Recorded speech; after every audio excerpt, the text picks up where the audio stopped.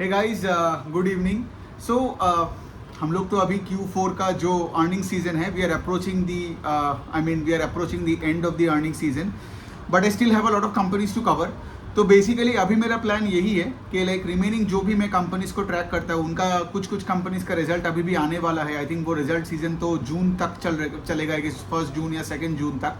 So I cover all the companies, उसका result analyse करूंगा और उसके बाद से व्हाट आई डू इसके लाइक मैं जो सारे जो कॉन कॉल ट्रांसक्रिप्ट्स पढ़ूंगा या जो भी मैं कॉन कॉल्स मतलब लाइव अटेंड कर चुका हूँ या करने वाला हूँ, उसका भी सब वीडियोस बना के देने वाला हूँ। और यही कंपनीज का गॉट इट, क्योंकि एक बार जब कंपनीज का रिजल्ट आती है तो मैं क्या करता हूँ, उसका पीपीटी वगैरह पढ़ता हूँ, राइट। पीपीटी पढ़ के उसका रिजल्ट के बारे में आपको बताता हूँ और बाद में जाके over a period of time जब उसका कॉन कॉल ट्रांसक्रिप्ट आ जाता है या जब मैं लाइव सुनता हूँ तो उसका भी एक वीडियो बनाता हूँ। Got it.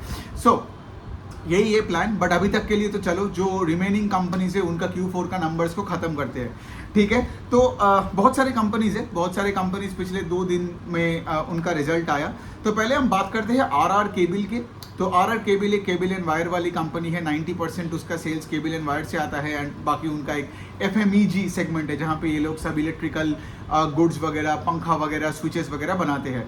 तो RR केबल का अगर हम नंबर देखते हैं, सो दे ग्रू 15% Q4 ओवर Q4, ठीक है, और 18% के आसपास का FY24 ओवर 23 का ग्रोथ है। तो ये नंबर्स बुरा नहीं है, ठीक है। लेकिन अगर आप केबल एंड वायर स्पेस में देखोगे, कंपनीज लाइक पॉलीकैब इंडिया जो आज RR केबल से कतई ज़्यादा बड़ी कंपनी है, Polycab is growing sales at 29% अगर मैं Q4 ओवर Q4 का बात करूं, जबकि RR cable is probably growing at half the pace at which Polycab is growing, ठीक है।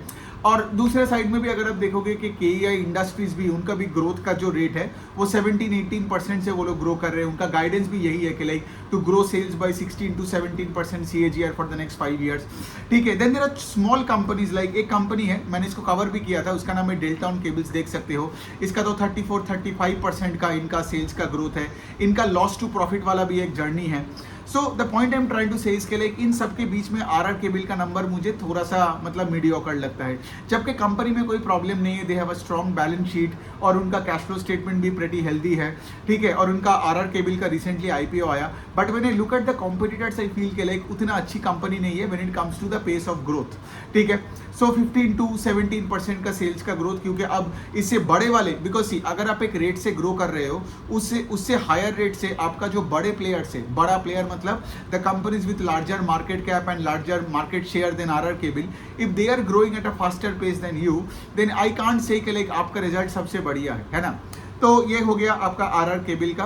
कंपनी का वही कहना है कि लाइक उनके पीपीटी में यही था कि लाइक जो भी ग्रोथ आया है RR केबल का वो एक वॉल्यूम लेड ग्रोथ है, वॉल्यूम लेड ग्रोथ है both in the export market as well in the domestic market. RR cable एक ऐसे कंपनी है जिनका export division is the highest percentage to total sales. I think इनका 25% of sales है export से। जब आप पॉलीकैब, KEI उन सबको देखोगे, आई थिंक 10, 11, 12% ऑफ सेल्स होता है आपका एक्सपोर्ट से आता है। अब एक्सपोर्ट्स में केबल एंड वायर का परसेंटेज हाई होना इंपॉर्टेंट इसलिए है because you can sell high, मतलब यहाँ पे आपका हाई वैल्यू मार्जिन, मतलब हाई मार्जिन प्रोडक्ट्स आप यहाँ पे बेच सकते हो। तो ये हो गया RR केबल्स का। एंड चलो मैंने बाकी का बता दिया। एक और कंपनी है पैरामाउंट कम्युनिकेशन करके या समथिंग लाइक दैट, ठीक, I don't know if I am mentioning the name correctly. उसका भी बहुत अच्छा रिजल्ट आया है, वो भी इसी स्पेस में आई गेस है, लेकिन मैंने उस कंपनी के बारे में अभी तक ट्रैक नहीं किया, पढ़ा नहीं है, तो I would reserve my opinion. I guess मैं क्या करूंगा ना, उसका जब मैं पढ़ूंगा उसका रिजल्ट और अगर उसका कॉन कॉल होता है तो मैं सुन लूंगा, उसके बाद I make a video. I believe that company also grew at a very very fast pace, ठीक है। तो ये हो गई RR केबल एंड बाकी का केबल एंड वायर स्पेस में जो भी चीजें हो रहे हैं, ओवरऑल ये स्पेस बहुत ही अच्छा कर रहा है, ठीक है। अब आपको पता ही है कि लाइक ये जो केबल एंड वायर का स्पेस अच्छा इसीलिए कर रहा है बिकॉज ये इंफ्रास्ट्रक्चर, रेलवे, रिन्यूएबल्स, यहाँ पे बहुत तगड़ा ग्रोथ आ रहा है ना, गवर्नमेंट यहाँ पे बहुत इन्वेस्ट किए जा रहे हैं। एंड ऑफकोर्स आप देख रहे हो कि पुराने जो पावर सिस्टम है, बिकॉज आज जितने अभी हम नए नए शहरों में अब देख रहे हो, राइट, कि लाइक जो भी शहर का इंप्रूवमेंट हो रहा है, स्मार्ट सिटी बन रहे हैं, उनका तो पावर रिक्वायरमेंट बहुत तगड़ा हो रहा है ना। तो इसीलिए क्या हो रहा है कि पुराने जो केबल एंड वायर यूज होता था, अब उसको हटा के रिप्लेसमेंट डिमांड भी इनका बहुत हाई बन गया है, ठीक है। तो ये हो गया केबल एंड वायर स्पेस। आप इस स्पेस को अच्छे से देखो बिकॉज इस स्पेस में बहुत सारी टेलविंड्स है, ठीक है। दूसरा हम अभी बात करते हैं थोड़ा बहुत फुटवेयर की। अब फुटवेयर में देखो कि 3 कंपनीज का रिजल्ट आया है, एक है कैंपस, दूसरा है रेड टेप एंड तीसरा है आपका रिलैक्सो। तो कैंपस क्या है, वो एक्टिव वो जो स्पोर्ट्स वेयर होते हैं, ठीक है। तो one of the largest sports wear company आप देखोगे, एथलेजियर का जो शूज होते हैं, जिम जाने वाले शूज, फुटबॉल खेलने के लिए शूज, वो वाले स्पोर्ट्स शूज बनाते हैं, ठीक है।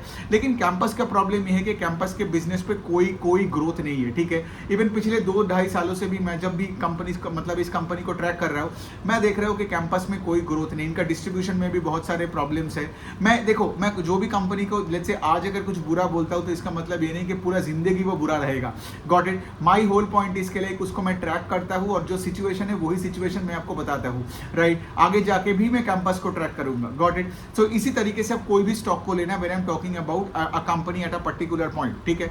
तो कैंपस का आप देखोगे कोई सेल्स का ग्रोथ नहीं है, इनका वॉल्यूम्स का ग्रोथ नहीं है। फिर तीसरे साइड में they are unable to grow their ticket sizes as well, ठीक है। टिकट साइजेस मतलब पिछले साल भी जिस दाम में जूते बेचते थे, इस साल भी because of competitive pressure and all, of course India का कंपनीज भी है स्पोर्ट्स वेयर में, और नाइकी, एडिडास, प्यूमा, वो सब तो है ही, राइट। तो ये सब के वजह से क्या हो रहा है कि कैंपस अपना वैल्यू ग्रोथ भी नहीं कर पा रहे, वॉल्यूम ग्रोथ भी नहीं कर पा रहे, तो ओवरऑल सेल्स ग्रोथ उतना कुछ खास हो नहीं रहा है, ठीक है।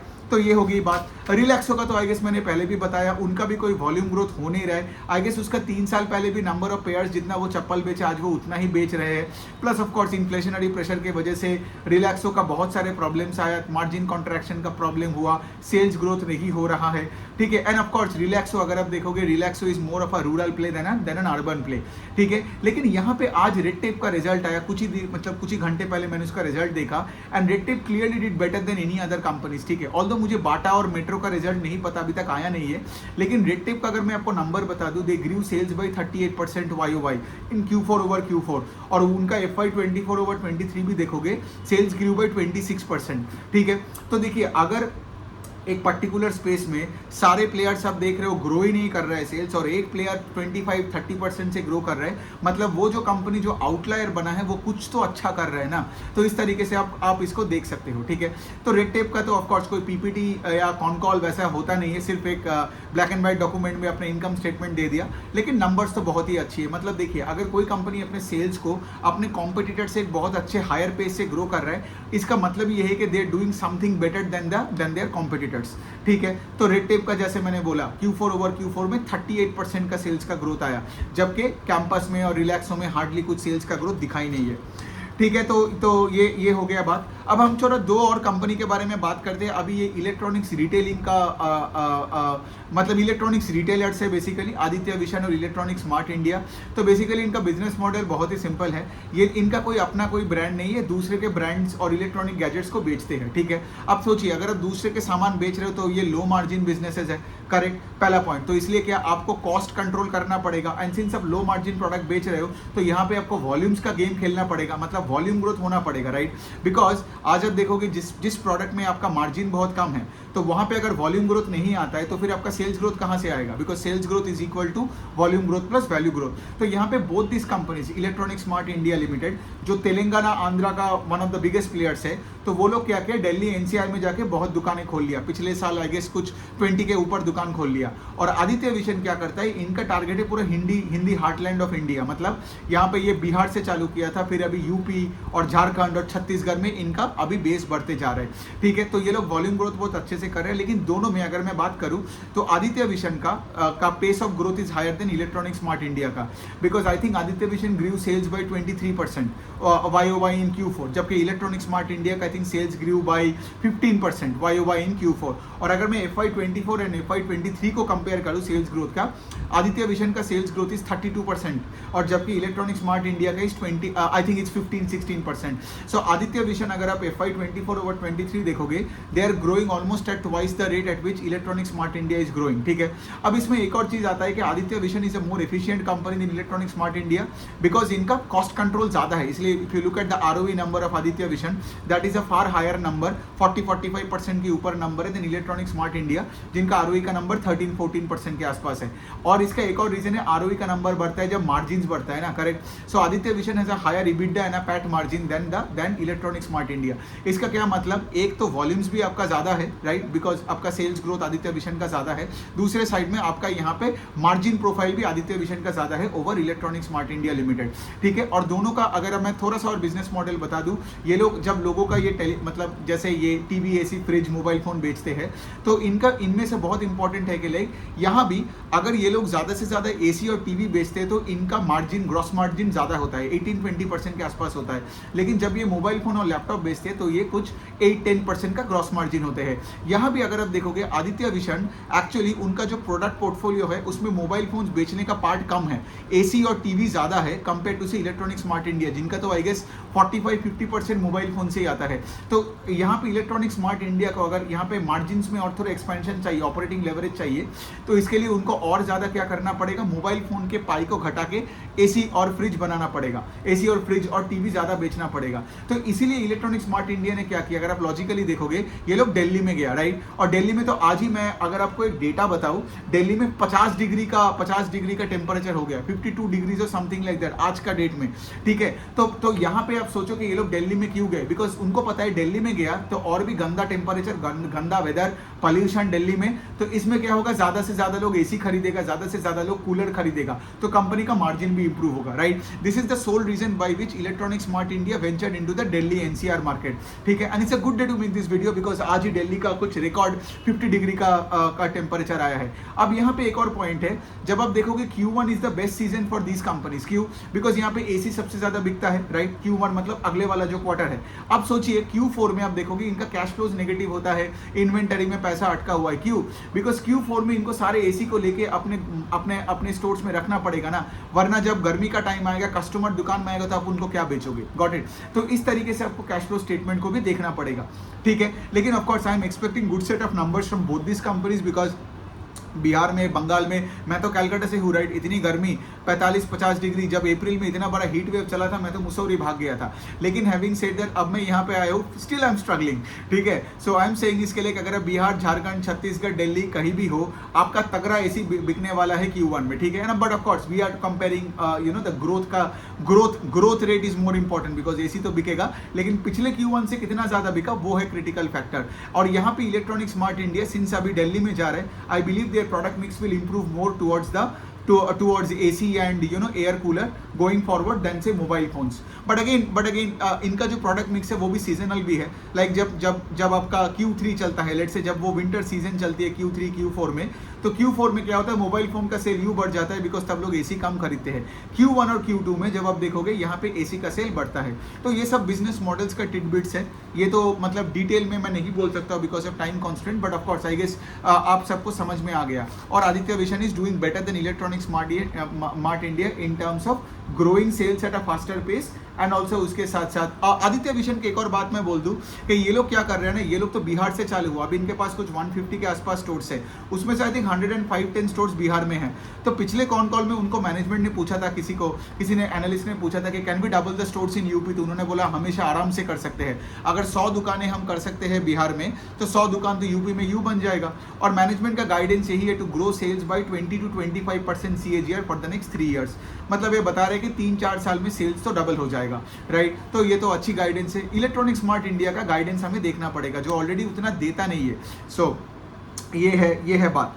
अच्छा, अब थोड़े बात कर लेते हैं बारबेक्यू नेशन के। अब बारबेक्यू नेशन आप देख रहे हो कि लाइक अफोर्डेबल डाइनिंग एक्सपीरियंस देते हैं, है ना। वो 1000-1200 रुपए में आपको अनलिमिटेड वहाँ पे आपका नॉनवेज में पूरा बफे मिल जाता है, ठीक है। आपका वो कबाब वगैरह देके जाते हैं। आई गेस आप अगर नॉन वेजिटेरियन हो तो आपने पक्का बारबेक्यू नेशन या ये सब एब्सोल्यूट बारबेक्यू में तो खाए होंगे पक्का।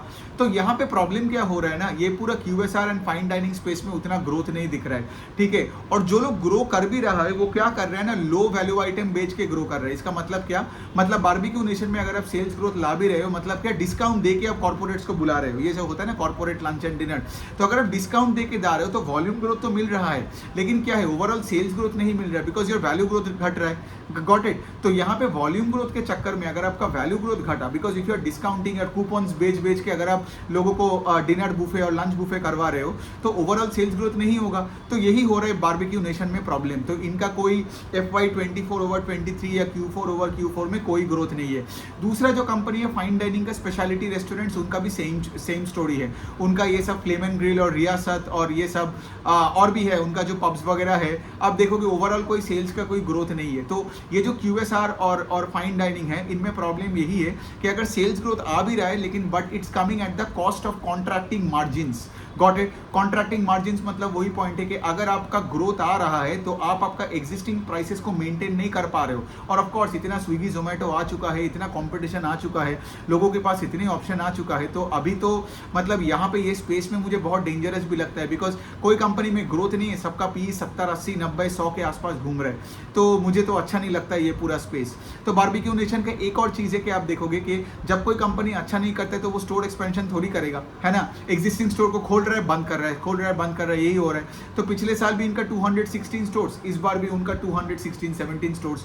तो आपका स्टोर एक्सपेंशन का ग्रोथ रेट ही 0%। इसका मतलब क्लियरली वही है ना कि जितना नया दुकान खुलता है उतना ही दुकानें बंद होता है। तो इफेक्टिवली कोई दुकानें नंबर ऑफ स्टोर्स बढ़ नहीं रहा है। इसका क्या मतलब कि कंपनी में प्रॉब्लम्स ही प्रॉब्लम्स चल रहा है, ठीक है।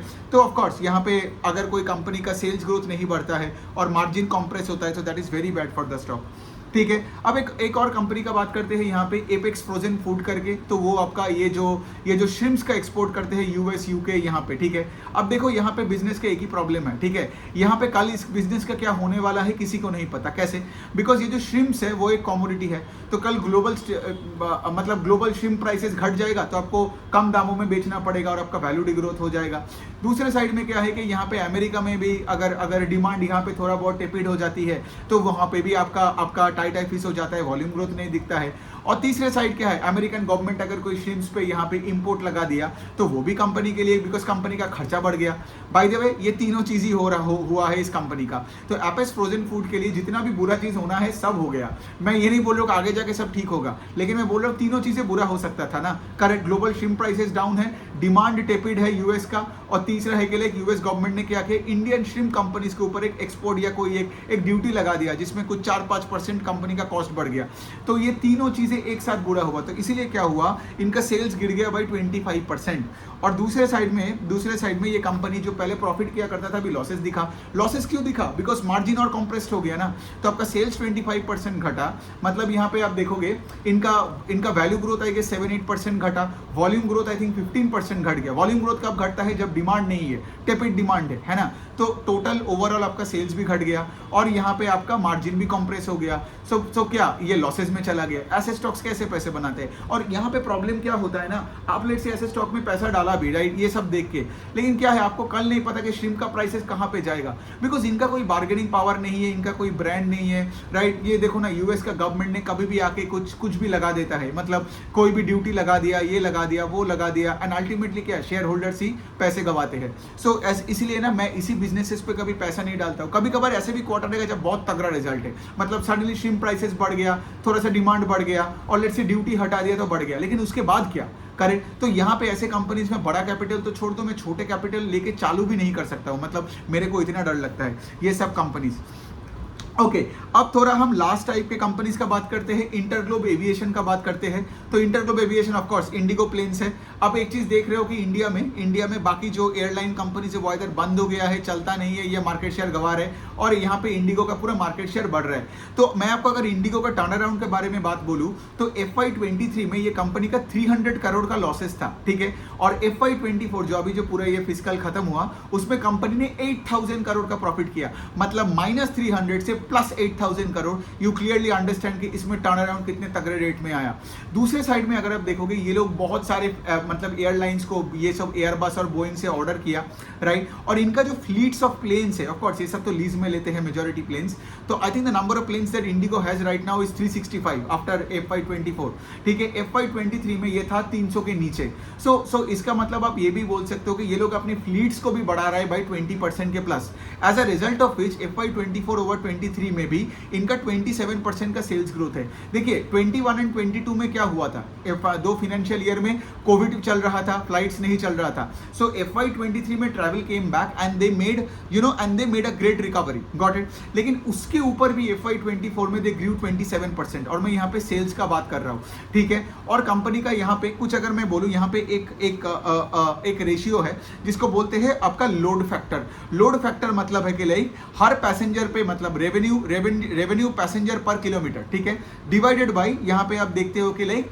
कि यहाँ पे सीट किलोमीटर। मतलब क्या, मतलब यहाँ पे अगर कोई, मतलब अगर यहाँ पे लोड फैक्टर बढ़ते जा रहे हैं, मतलब क्या, मतलब प्लेन्स भी ज़्यादा से ज़्यादा बढ़े जा रहे हैं, गॉट इट। मतलब पहले अगर सोचो लोड फैक्टर 50% था, मतलब एक प्लेन में अगर 100 सीट है तो उसमें से चलो, मतलब और पकड़, मैं सिंपल एग्जांपल देके समझा रहा हूँ। Let's say A to B जाता है एक प्लेन, ठीक है, उसका लोड फैक्टर लास्ट ईयर था 50%, मतलब क्या 100 सीटें में 50 सीटें भरता था, बिकॉज वो किलोमीटर तो कॉन्स्टेंट है, राइट, तो उसमें से 50 सीटें भरता था। लेकिन इस बार अगर उसका लोड फैक्टर 80% हो गया, मतलब 80% ऑफ द सीट्स भरते जा रहे हैं, same plane from A to B, got it. तो इसका मतलब क्या, इवन आप इंडिगो का देखोगे, आई थिंक लास्ट ईयर में इनका लोड फैक्टर 60% के रेंज में था, अभी तो 80-85% का हो गया। So that's amazing, right. तो यहाँ पे क्या है, नया नया प्लेन्स भी आ रहा है तो सीटें भी बढ़ रहा है, दूसरे साइड में एग्जिस्टिंग प्लेन्स का लोड फैक्टर भी बढ़ते जा रहे हैं। So very good set of numbers from Indigo. अब ऑफ कोर्स जैसे मैंने बताया बिगिनिंग ऑफ दिस कॉल में कि लाइक इन सबका कॉल मुझे सुनना है, और सुन के मैं एक और ऐसे करके सारे कंपनीज का भी फिर से मैं वीडियो बना के दूंगा, ठीक है। लेकिन मेरा काम है अभी जो रिजल्ट हुआ है उसके बारे में बात करना।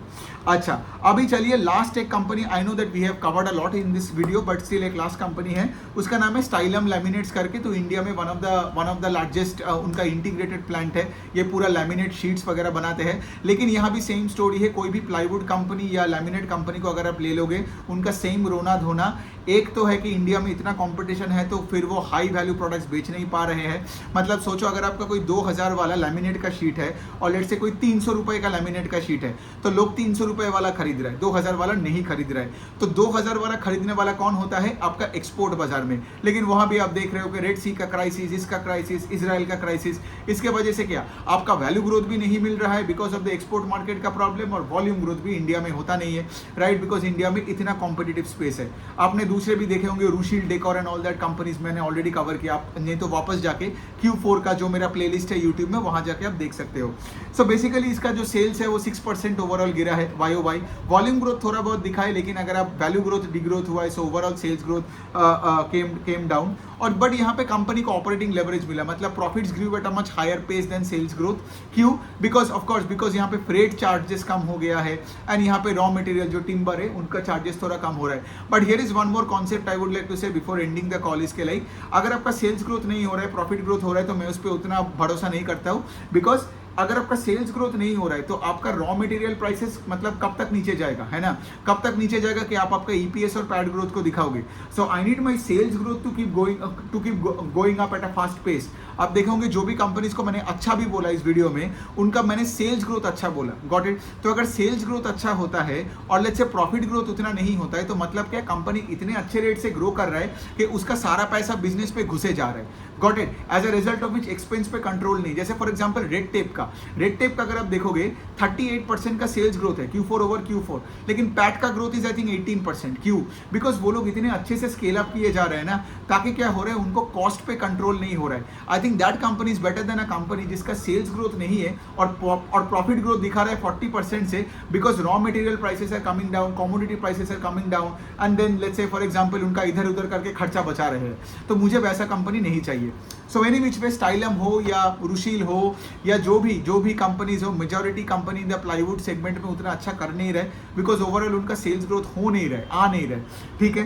तो यही है, बहुत सारे कंपनीज को मैंने कवर किया, राइट। एक और वीडियो शायद मैं बनाऊंगा, आज नहीं शायद मैं कल बनाऊंगा, उसमें से I cover the remaining 10-12 companies. And of course now we are ending the मतलब अभी तो Q4 भी खत्म हो रहा है, फिर तो कॉन कॉल का मतलब फिर तो कॉन कॉल पढ़ना और उस पर वीडियो बनाना चालू होगा। Thank you.